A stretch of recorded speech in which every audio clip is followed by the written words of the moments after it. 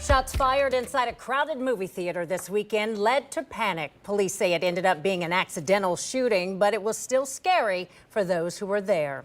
Thanks for joining us tonight at 11, everybody. I'm Yolanda Harris. And I'm Andrew Kinsey. This happened late Saturday night at the Lenox Town Center. In a story you'll only see here on 10 TV, Carly Dion spoke with a witness who was in the theater when the shots were fired. Carly's in studio tonight with this story. Carly, what did he have to say? Andrew and Yolanda, tonight I spoke with a college student who tells me he was about to see a movie with a group of his friends Saturday night at the Phoenix Theaters in Lenox Town Center when a gun went off. He says now that he's had some time to process what happened, it scares him to think about the what ifs.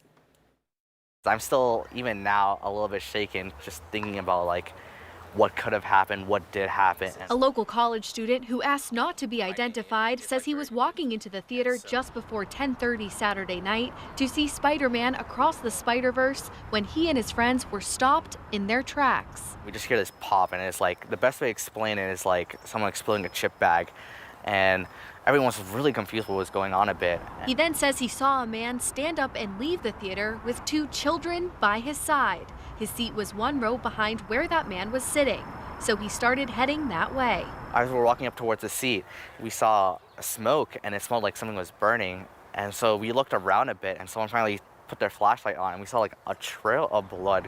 When police arrived on scene Saturday night, they found a man suffering with a gunshot wound in his leg. Officers say that man accidentally shot himself. You just don't want these things to happen, especially to my close friends. Like, if one of them got injured, I honestly would have blamed myself because I picked the movie theater. The man was taken to the hospital and his condition was described as stable. Police say no other injuries were reported. A sign on the door of the theater states firearms and deadly weapons are not allowed on the property. One of my friends was like, I can't go to a movie theater anymore. And I was like, honestly, me too. He says he really appreciates how staff at the theater responded to the incident. They were provided with refunds, additional free movie tickets, and they helped calm people down. Honestly, I wouldn't go back unless that same staff was there, because they definitely made me feel safe after everything.